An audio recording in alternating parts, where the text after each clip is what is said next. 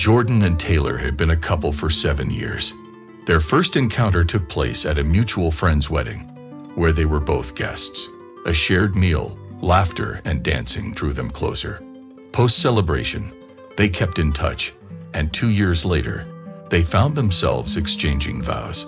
Onlookers marveled at their apparent compatibility, unaware of the turmoil lurking beneath the surface.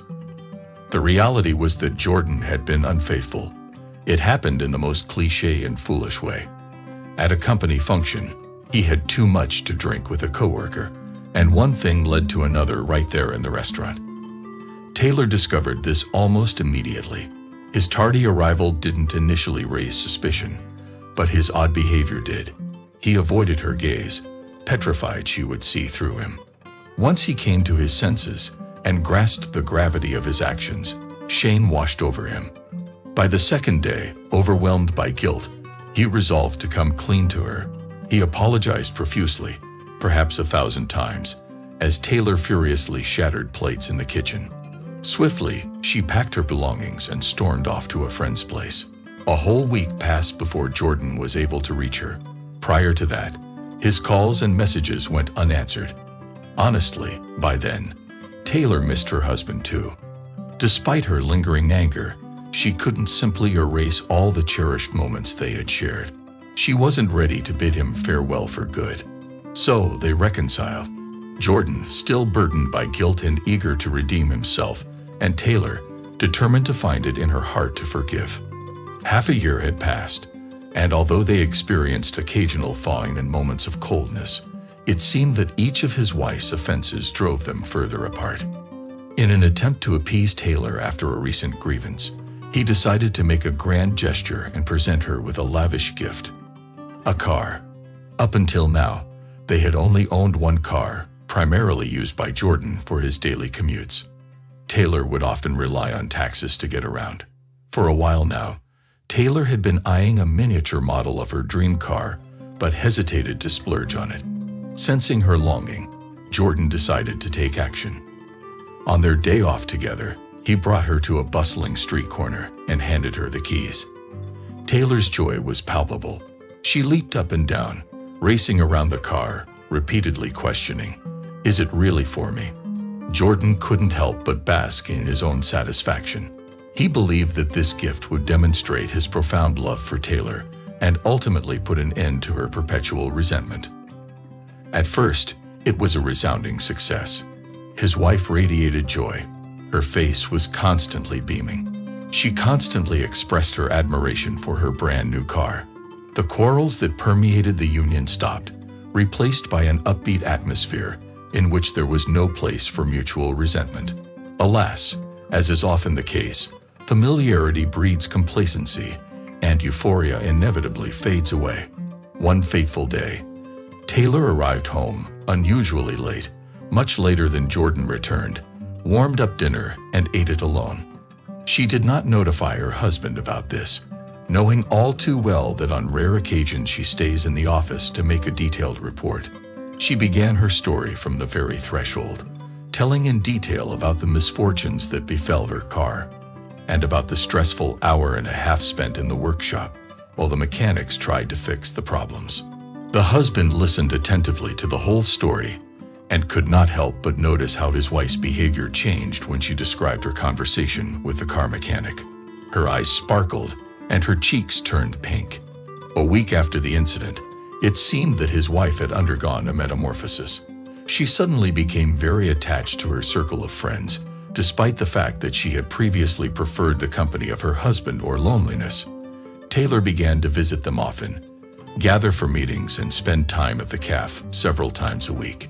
Jordan wasn't bothered by this shift until one event caused him concern. One day, Taylor did not return from a walk with her companions for a very long time, which prompted her husband to repeatedly dial her number. He insisted for a long time, but she never answered his calls. When Taylor finally picked up the phone, Jordan momentarily thought he detected a man's voice mingling in the background, and Taylor herself spoke with an uncharacteristically flippant tone. Later that night, as his wife drifted off to sleep, a nagging curiosity prompted Jordan to sneak a peek at her phone for any clues of deceit.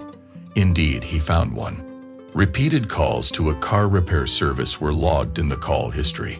This struck Jordan as odd since Taylor hadn't mentioned any recent car troubles post a certain incident. Scribbling down the garage's number, he resolved to visit the following day. Come noon the next day, Jordan headed to the designated repair shop, his mind swirling with doubts. As he neared the garage, a face among the crowd of mechanics caught his eye, stirring a faint sense of recognition. This man was tall, his features obscured by a dense beard. It took Jordan a mere few seconds to place him. It was Dominic. Taylor became estranged from Dominic when Jordan started showing some affection for her and asking her out on dates. Jordan saw him in his wife's photos on social media until she deleted them at the request of her future husband. The husband began to cool down. That explains why Taylor blushed all over when she mentioned her trip to the workshop, he realized. That's where she met her ex-girlfriend. They must have gotten into a conversation and decided to catch up by discussing the good old days. If not, what else can explain her abrupt change after this episode? The husband got out of the car and approached his wife's ex-husband. Dominic, perhaps sensing Jordan's gaze on him, turned to him. Recognizing him and feeling his excitement, Dominic smiled mischievously. Jordan didn't choose his words and got straight to the point. He inquired as to why Dominic and his spouse were obstructing his path. I'm in the way, am I? Well, I've already figured out with whom, the mechanic chortled. Jordan couldn't tolerate such brazenness and leaped into a brawl.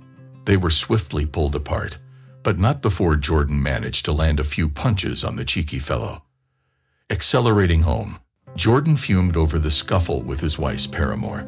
The reason behind her actions was now apparent to him. She clearly sought to exact vengeance for his own infidelity at that office party.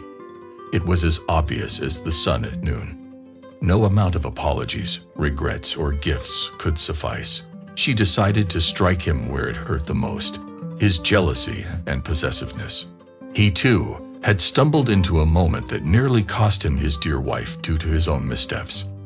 But now, the certainty weighed heavily on him. They had completely and utterly lost each other. What had transpired left no room for even a hint of affection.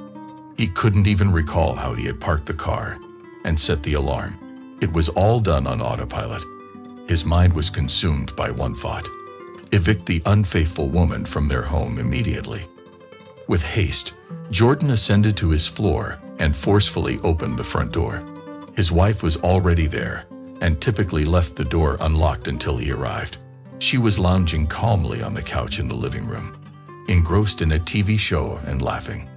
When the front door swung open, she remained unperturbed, but after a few moments she looked up from the program. Her husband towered over her, showering her with a torrent of loud words. For quite a long time, the wife refrained from making any confessions, but when her husband called her promiscuous, she exploded. "Why do you call me that? And who do you think you are? I'm not the first, you know." The husband heard exactly what he wanted to hear. In a stern tone, he ordered his wife to pack her things and leave his apartment. Not a single objection escaped her lips. Hatred for her husband was bubbling in her veins, and she couldn't help but feel relieved that the extramarital affair had been discovered, which meant the end of their relationship. For a while now, she had desired to stab him with greater force. The couple went through a rapid divorce. Jordan was overwhelmed by a sense of deep disappointment. Why must he endure the weight of his infidelity? He exerted every effort to secure his wife's forgiveness, to atone for his transgressions. She retaliated against him with full consciousness, repeatedly inflicting the pain. He found solace in the fact that they hadn't brought children into the world, for they would have surely suffered in the end. Now Jordan was liberated, resolved to ensure that such circumstances would never arise again in his future relationships.